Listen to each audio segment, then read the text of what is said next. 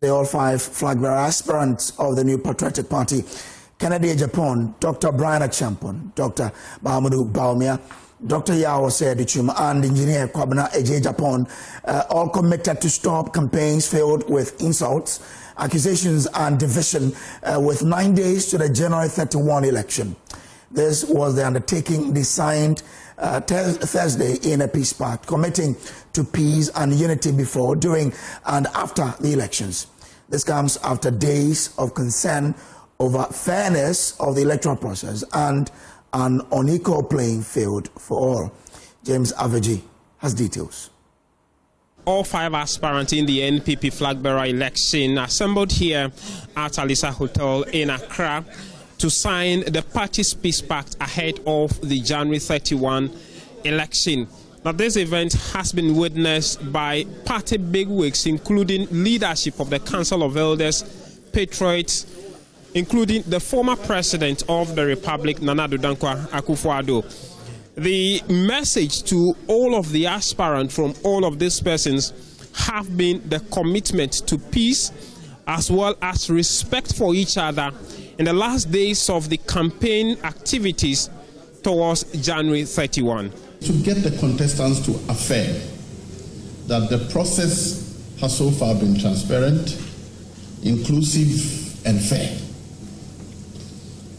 That want them to commit to accept the results and want them to commit to support whoever wins out of the 5 members of the team of things. Let me be clear.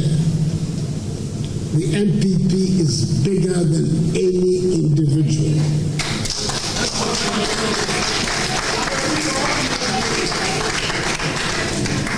No ambition, grievance, or faction is greater than the elephant. Leadership contests must never weaken the collective cause. Unity is not optional. Unity is not a slogan. Unity is a strategic necessity for victory.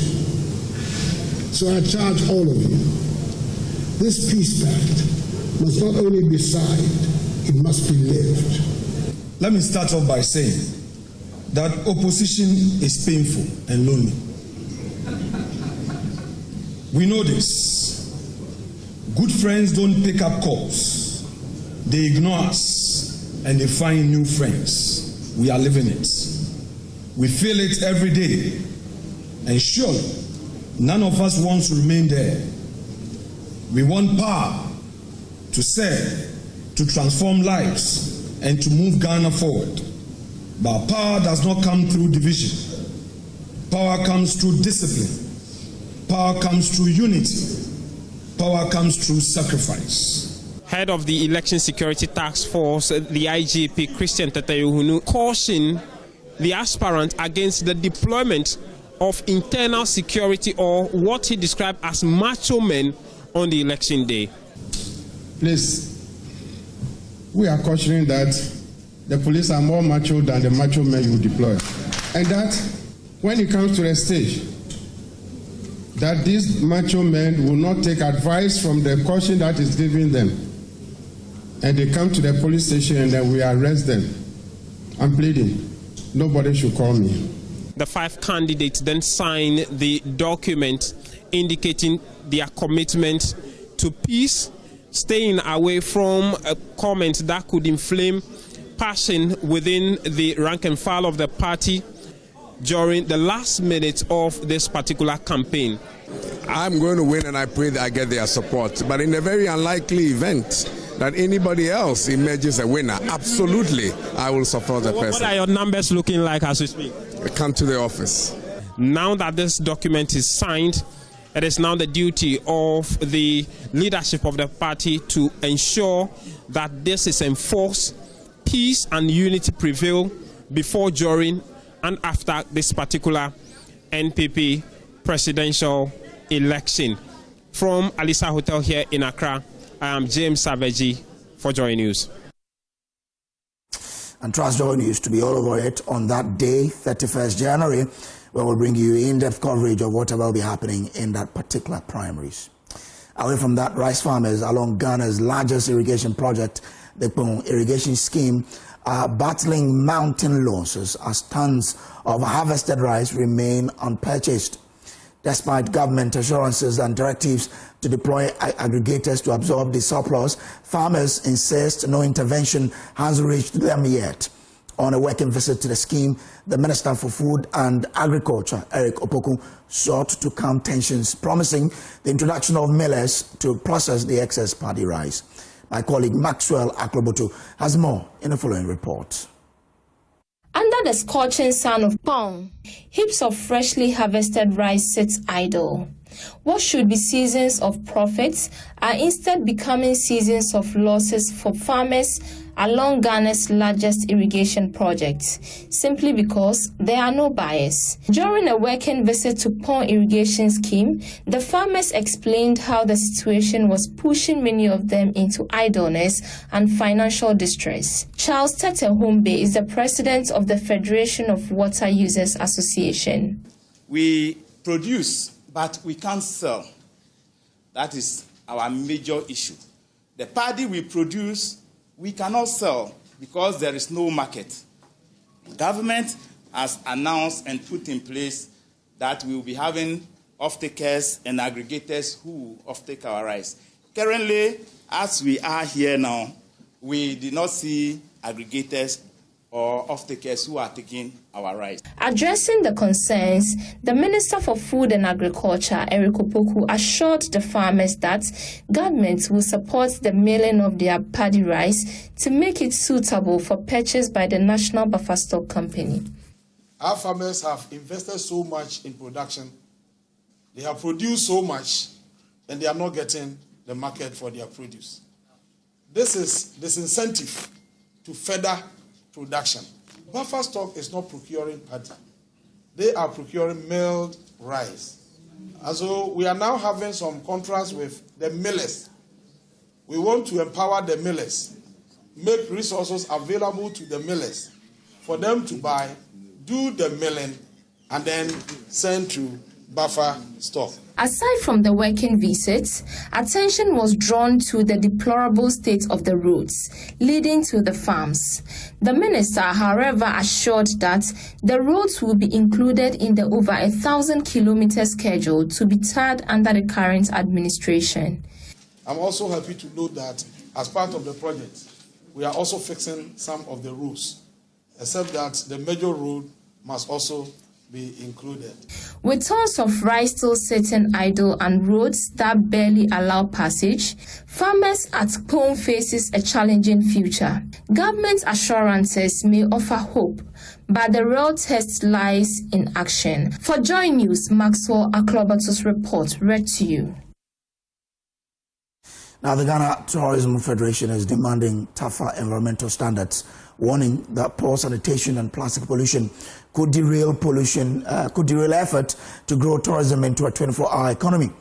The call came at the inauguration of the Federation's newly elected National Executive Council, GATOF, in Accra, where stakeholders also pushed for improved service delivery across the sector.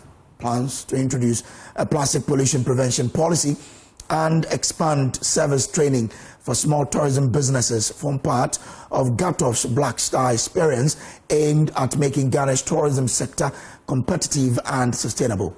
We'll hear from the Federation shortly, but first, the President of the National House of Chiefs, Ojiahoho Yao Jebi II, who describes the marginalization of traditional authorities as a major threat for governance and development.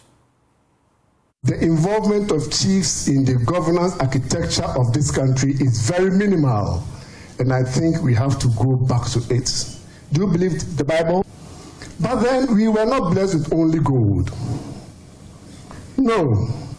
Our rich history, our vibrant culture, our diverse nature, our location even as the center of the world.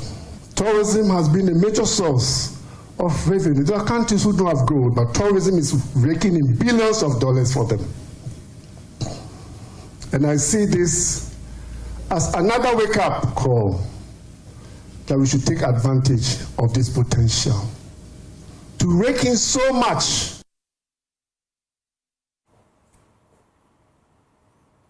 We can now hear from the newly appointed president of the National Federation Council, Seth Okran, who says the proposed plastic pollution prevention policy and the expansion of service training for small tourism businesses, especially shop bars, are critical to the success of Ghana's 24-hour economy. But the evidence is everywhere we can see. If you see our beaches, if you see the waterways and all that, and health-wise, it is not even good for us. This day you find that when you're going to buy banku, we will wrap it in their single plastic, which is health-wise, it is not good. I think that this is the time to be bold. As a nation, we can replace that with biodegradable product. If you go to Asitwari, you have a whole banana plantation there and many other things that can be used to generate paperback or biodegradable product that will replace the plastics, because they don't dissolve in the soil. So we are just destroying our environment. And like I said, tourism globally, everybody is talking about sustainability and whatever, and we can't compete in the globally without taking care of those plastics pollutions and these policies. Yeah. Away from that, heads of schools and directors of education across the country have been urged to prioritize collaboration, accountability, and fair leadership as a means of improving performance outcomes in schools. Addressing education stakeholders at the Central Regional Education Directorate's Maiden Education Leadership Workshop in Cape Coast, the Director of School and Community Science and Technology Studies at the University of Education, Winneba, Professor Jofos Anamwa Mensah, stressed that strong commitment and effective collaboration, particularly with parents and community stakeholders, are critical to achieving sustainable improvement in teaching and learning outcomes. The Central Regional Education Directorate hosted its maiden regional education workshop on the theme Strengthening Leadership, Accountability and Collaboration for Improved School Performance. Speaking in an interview, the Regional Education Director, Dr. Juliet Dufi-Otame, described the workshop as a call to action. This workshop is a wake-up call, a call for action, that if we are doing the right thing, we should continue. If we need modification, we should all come here and share ideas. And one thing is that I always see that accountability is not punishment. It is a way of coming together, owning what you have. And after that, only you have to be intentional about it. And how can you do that? You can't do that alone. Every good leader should collaborate with either his superiors or his subordinates. And that is why we are here, to encourage ourselves that we are still in the business of leadership and we need to be intentional about whatever we do and accountable. She emphasized that lessons learned from the engagement will be applied, adding that effective monitoring will be used to ensure implementation. Here we have the regional managers, district directors, and the heads of institution, as well as our teacher unions, coming together. Now they have to give us a roadmap, what they are going to do. So at the end of the day, each group will bring what I would say the white paper, and that is what we are going to work with. So when we come, we say, oh, we come for monitoring. This is what you submitted. This is what you are doing for your district. Are you going by it? If you have challenges, we are there to help you, to also ensure that not to punish you, not to blame you. We have passed that stage, but this time to encourage us to do the best. And so that is why we are here. And supervision, as you rightly said, is key.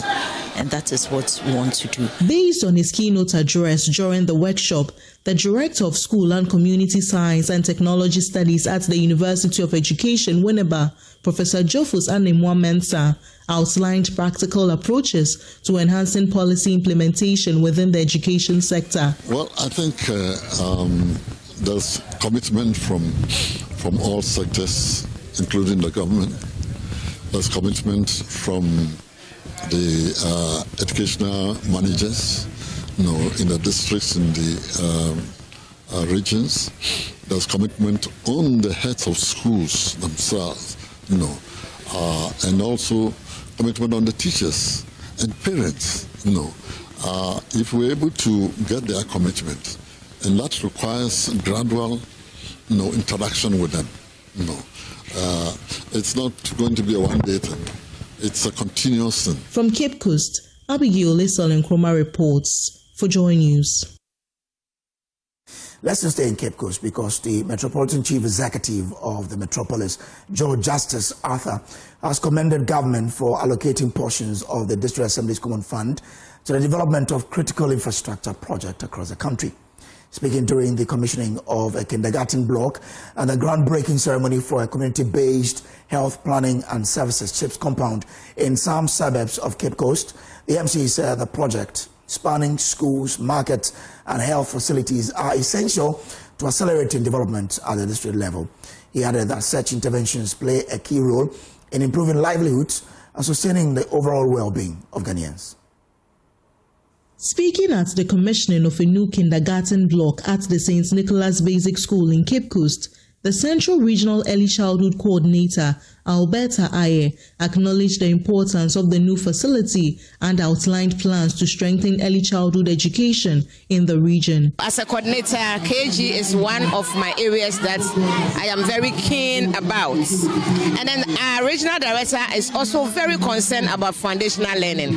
So when she heard about this project, she was very, very happy. The Metropolitan Chief Executive of Cape Coast, George Justice Arthur, commended government for prioritizing funds for critical infrastructure projects across the country. We thank His Excellency John Dramani Mahama for this very important. And I have said that if all districts across the country, 261 districts, are burdened at least 2 chip compounds, you can imagine the employment that is going to be created for the youth of this country.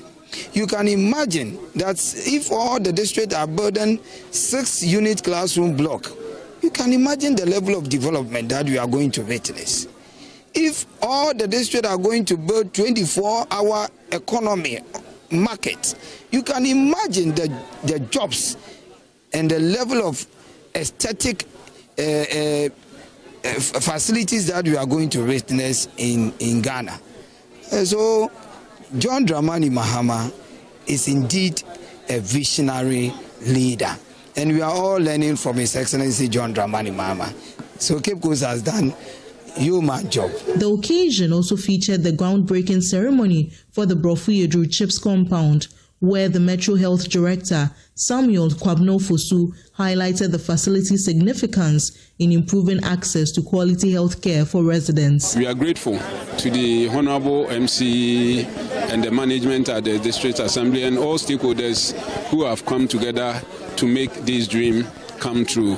I'm happy Brofuyedru will have the optimum help that they need. In our quest to achieving universal health coverage, we think this one is one of the strategies to making sure that everybody living here has access to promotive, preventive, rehabilitative, curative and palliative care at a cost that the community can afford. So we are so glad. Headmistress of the St. Nicholas Basic School, Penelope Akins, expressed optimism at the new facility's contribution to enrollment at the school. It will really help us because we don't have KG at all. The only KG we have was for the church.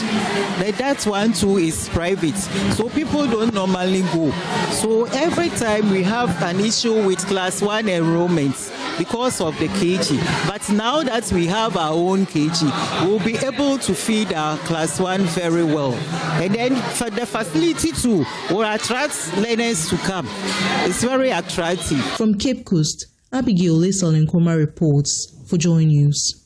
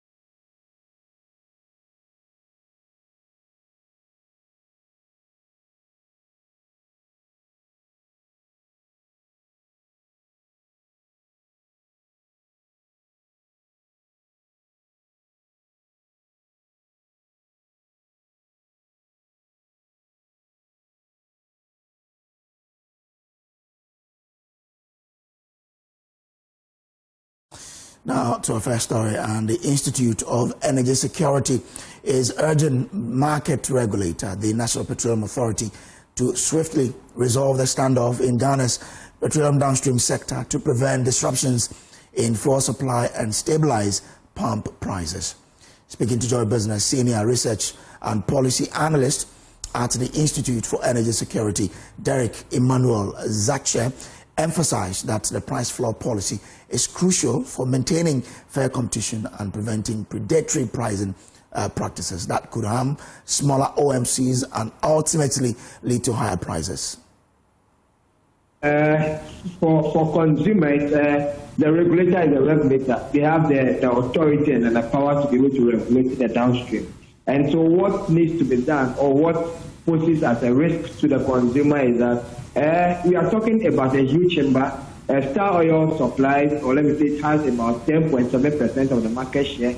Comac as a body is now boasting around about 90% of the industry supply. And so that 10% supply that maybe Star Oil has control over, it really, that is what can maybe influence. But you know what? The regulator comes out with policy that this is the rate that you able to sell for them that Star Oil has full right and it that apply what the regulator will. It is said that they will fully out of part whatever vision or whatever that is whatever benefit that Star Oil would have enjoyed in terms of collaboration, in terms of promotion, in terms of the good role that Comac as a unified body would have had. Star Oil now will not be able to enjoy those kind of privileges. The platform that they used to have as a consensus to be able to have a bargaining power, Star Oil will not be able to enjoy such bargaining power. If there's anything that they need to do to protect their members, Star Oil will not enjoy that. And so it is not healthy for the industry. As a Ghanaian oil marketing company that is now the leader, the industry, we expect Star Oil to not take an entrenched position, but be able to engage its chamber constructively so that they'll be able to arrive at an amicable solution. That is what will help the consumer, that is what will help their brand, and that is what will help the forward march of the country. Now, the year-on-year producer price inflation for all goods and services was 1.9% in December 2025. Now, this was 0.6 percentage points higher than the November 2025 producer inflation rate, but 24.2% percentage point lower than the December 2024 producer inflation rate. There's more in the following report. On a month-on-month basis, the rate between November and December 2025 was negative 0.8%. Thus, on average, producer prices for goods and services decreased by 0.8% in December compared to November 2025. According to data from the Ghana Statistical Service, mining and quarrying, the largest sector with a weight of 43.7%, recorded a 1.0 percentage point increase in producer inflation. This was from 2.3% in November 2025 to 3.3% in December 2025. On the other hand, the manufacturing sector, which makes up 35% of the producer price inflation weights, decreased from 0.5% in November 2025 to 0.1% December 2025, losing 0.4 percentage points. Also, the producer inflation in the transport and storage subsector continued to fall, declining from negative 10.2% in November 2025 to negative 3.7% in December 2025. Meanwhile, the Ghana Statistical Service has called for reduction in structural production costs by strengthening energy supply, transport infrastructure, and logistics systems.